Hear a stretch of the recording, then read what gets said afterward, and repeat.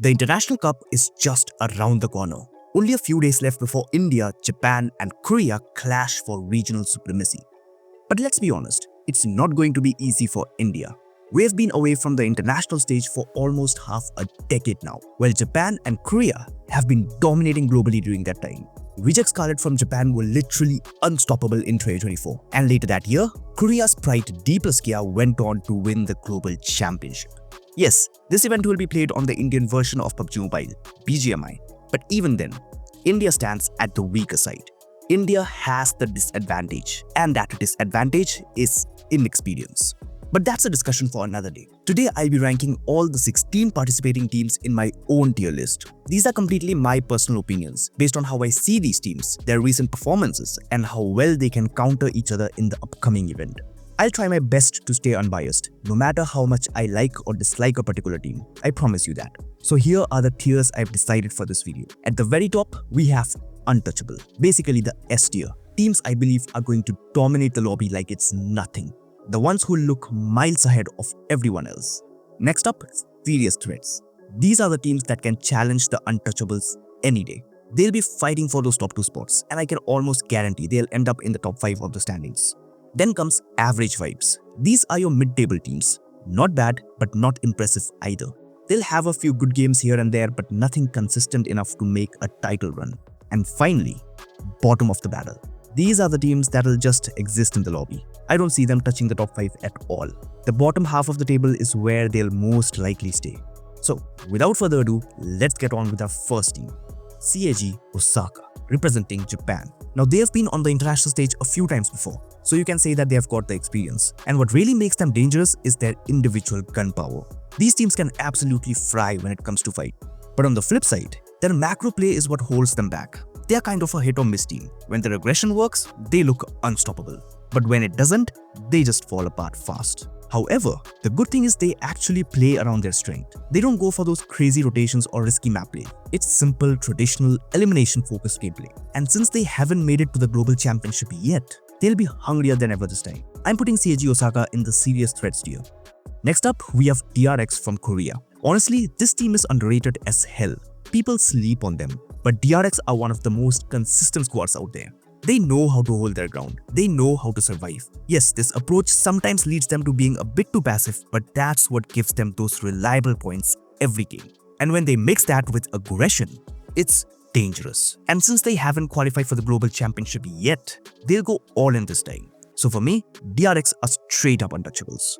Next up, we have Mad Kings representing India. And honestly, I don't have much hope from this team. Yes, they've got Clutch God, an absolutely brilliant IGL throughout his career. But what really concerns me is how indecisive their gameplay looks. It feels like they don't have a fixed game plan or a proper approach when they are in action, which makes them a total hit or miss team. And since this tournament is for the PMGC qualification, that kind of playstyle just won't work. I'm so sorry, but I have to place them in the bottom of the barrel. And to be honest, it hurts a little because I actually like Clutch God and Shadow. Next up, it's Making the Road, representing Japan. I don't have a strong opinion on them because I haven't really analyzed their games in detail. But from what I have seen, they look decent, mainly because they know how to grab eliminations. The problem though is their placement game. It's been pretty inconsistent. So for me, they are a proper mid-tier team in this tournament. Average Vibes they go on to. Jecheon Flax, representing Korea. Now this team is something special. They've been consistent with both placements and elimination. But what worries me is their inexperience. 2 of their players are extremely new to this level, and that could hold them back. Only Spotta has international experience. The other 3 players have mostly been playing regionals. So yes, they are strong, but I've got to place them in the bottom of the barrel. Inexperience is the issue here, nothing else. Next up, it's Mysterious 4, representing India. And straight up to the bottom of the barrel, no debate. Their surviving game has literally been trash. Sure, their gunfight was amazing, but their rotations, decision making, macro play in short, horrendous. I'm sorry Mysterious 4 and your fans, but I've got to put you down here. Next up, it's Reaganite, representing Japan. I really have high hopes from this team. They have played in PMGC before, they have got amazing gunpowder, and their rotations are smooth and organized, never chaotic or indecisive. I'd love to see them grab that PMGC slot, but being in the top 2 isn't going to be easy. For me, they are obviously a serious threat. Nongshim Red Force, representing Korea. a fan favorite for sure. And I know a lot of you are upset with me for putting DRX above them in my World Cup top contenders video. But hear me out. I don't hate this team. It's just that they aren't consistent, especially when it matters the most. Their strategies are super predictable in global lobbies. That's why they dominate regionals but always fall apart on the global stage. That said, the International Cup isn't a global tournament, so I see them dominating here. For me, they are untouchable. But if this was for the globals, I'd probably slot them in the average fights. Go ahead, give me all the hate you want for this one, but that's the harsh truth. And here's another harsh truth. The third Indian team in this tier list, God's Reign, are also going to the bottom of the barrel. Destro, once known as the trophy magnet, isn't shining this time. They have been passive, their gunfight strategies aren't working, and their 4v4 engagements just don't feel confident. I'm sorry, but for me, this time God's Reign belongs to the bottom of the barrel. Next up, it's Nebula, and again, a team with tons of potential. Their gun power is amazing, no doubt about that. But their weakness lies in macro play. And honestly, that's the main issue with Indian teams right now. Gunfight-wise, they are strong contenders. But when it comes to rotations, decision-making and overall game sense, they fall behind the international teams. Still, I feel Nebula will perform a bit better. So for me, they go into the average vibes tier. Orangutan, the best team from India right now. They've already qualified for the Global Championship, so they've got nothing to lose in this tournament. Orangutan will play to show dominance. They won't stick to their usual game style because obviously, qualification's already done. Expect them to go full aggressive and take over lobbies. Nothing much more to say there. However, one thing I'll mention, the game style they used in BMSD, which was clearly inspired by Reject and Ragnar Kaya, isn't going to work in PMGC. Teams will counter it easily. But the good part is that Aru studies international teams a lot, and that's gonna help him build his own strategies at a global level. For this tournament though, Orangutan goes into the serious threats tier. Next up, we have True Rippers. And yes, this team has some real fire inside them. I actually believe they might make into the top 2. The chances are low, but not impossible. True Rippers is that team that somehow manages to grab points almost every single game. If not through placements, then through eliminations. But those 0-pointer games, super rare for them. And that consistency keeps their momentum and confidence strong. But on the flip side, you barely see those 20 to 25 point games from them. And that's what cost them the top spot. Still, since True Rippers are so damn consistent with 4 to 5 points every game and those occasional 15 to 20 point spikes in between, I'm placing them in serious threats.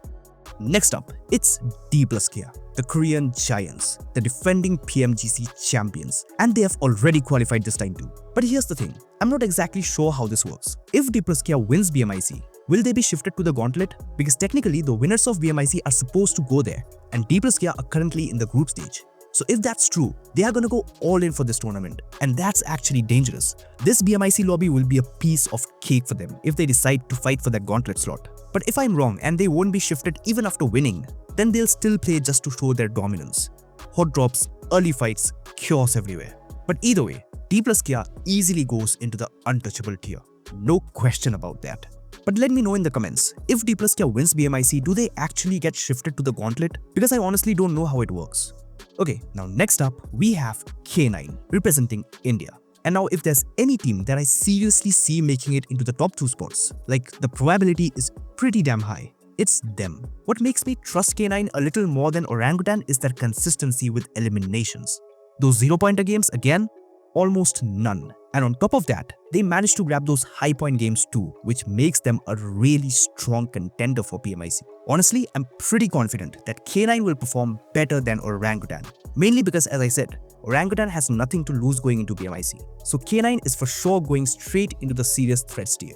Next up, it's Team Soul. And I'm so sorry to all the Indian fans out there. I know they are the crowd favorites, but this team is just so unpredictable, man. I know they'll have some good games. I know they'll pull off some amazing plays for sure. But my main question is, can they do it consistently? Can they keep that up for 3 straight days? I have my doubts there. No doubt, Soul has some of the most brilliant players in India. But the problem is, sometimes when one goes down, the entire team collapses. It happens a lot, and that's what makes me afraid of their chances to qualify for PMGC. But if I have to talk about their strength, it's definitely their gun power. Insanely strong, probably the strongest in India right now. So if any of the participating teams are watching this video, beware. Because if you go head to head with Team Soul, they are gonna wreck you apart. But still, like I said, Their synergy is so damn good that if one gets knocked, the entire team follows. However, they are still a strong contender for those top 2 spots. Serious threats, definitely. And finally, Reject Scarlet, straight to untouchables. It would be a crime to place them any lower. Their macro game is on the same level as some of the strongest teams in terms of macro out there. Regnum Kaya, Hora, Alpha 7. Reject Scarlet is equally good, if not better. And now that Sara has rejoined Reject, this lineup of Sara, Reiji, Divine, Apollo and Duello is just unbeatable. If there's one team I consider the absolute strongest in this tournament, the number 1 contender, it's definitely Reject Scarlet. I don't even see them dropping down to the 3rd place. That's how strong they are. So that's it for this tier list video. Hope you guys enjoyed it. And again, this tier list was completely based on my personal opinions. You'll definitely have your own too, so make sure to drop them in the comment section. Thanks for watching. I'll see you next time.